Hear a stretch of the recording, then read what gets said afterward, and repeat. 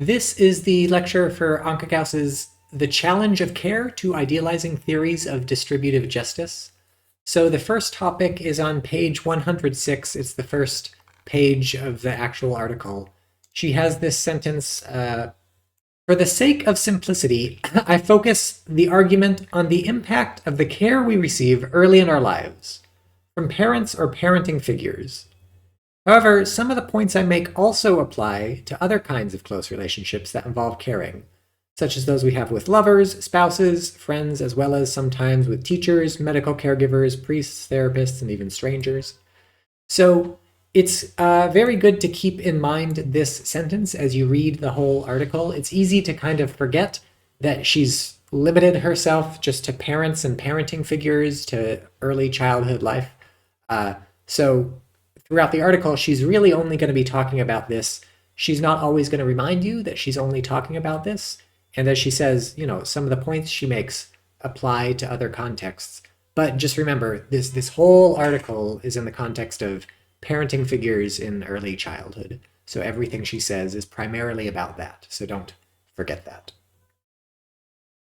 Second, one of the topics in this article, especially in the last section, when she talks about the limits of ideal theories of justice, and also in the first section, the introduction, one of the topics is this idea of luck egalitarianism. And so just briefly, the idea of luck egalitarianism, and she'll explain this in the article, but it's nice to have a second explanation from me. The idea of luck egalitarianism is that nobody's life should go badly just because they get unlucky, unless they sort of chose to take the risk that they got unlucky for. So for instance, if you are born in one area and I am born in another area, and the two areas just have like different amounts of natural resources, and I lead a very happy life because there's lots of resources, and you lead a very sad life because there's not a lot of resources.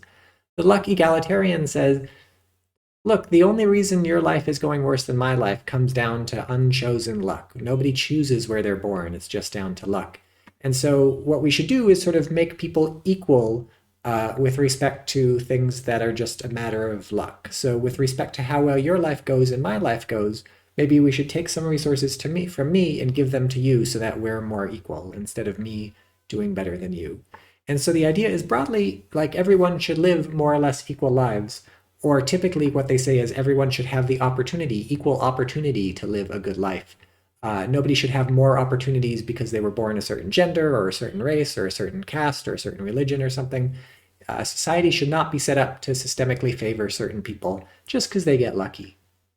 However, imagine that you and I are born in sort of equal circumstances and we each have the same opportunities. You decide to work hard and get a well-paying job.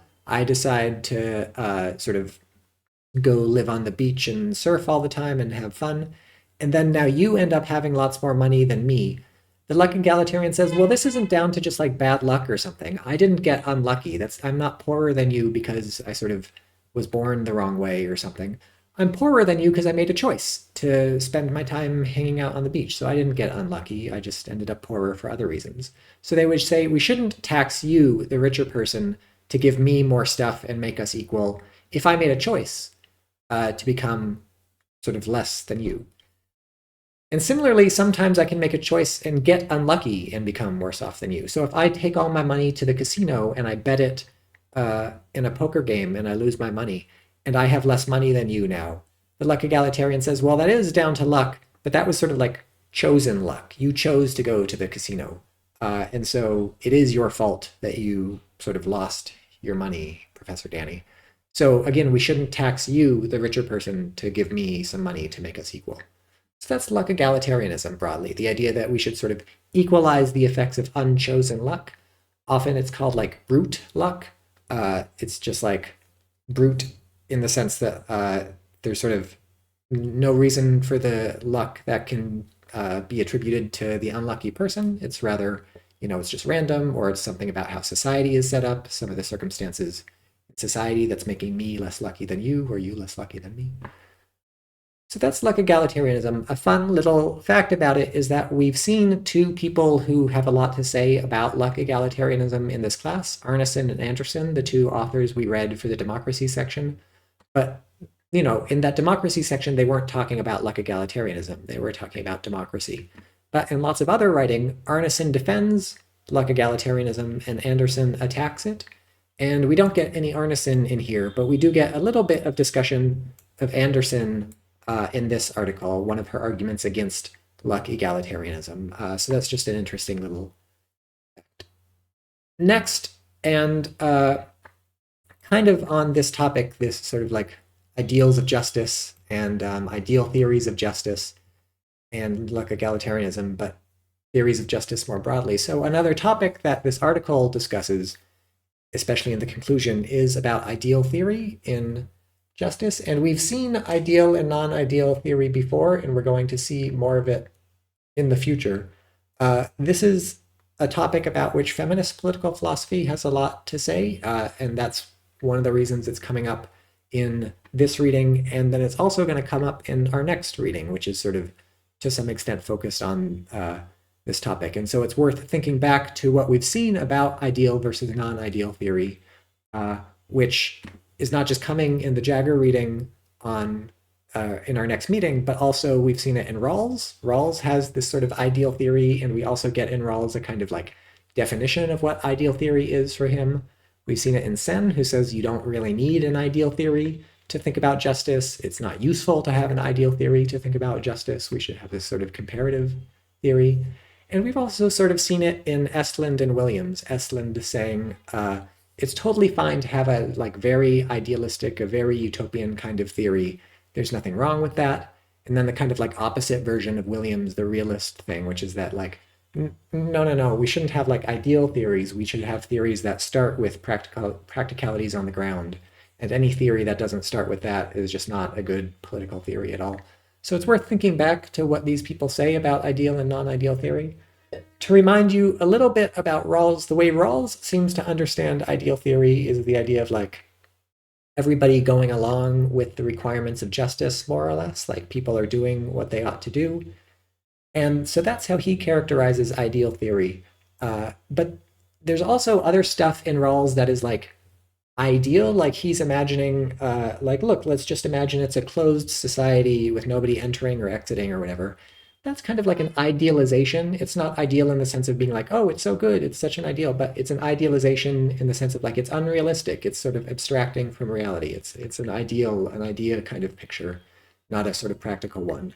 And then he's got other sorts of idealizations, like his procedure for figuring out the principles of justice is imagine you're behind a veil of ignorance and stuff. And that's an idealization. That's not actual fact or something. Nobody is behind a veil of ignorance. It's an idealization. So how exactly to understand ideal versus non-ideal? Like people disagree about this.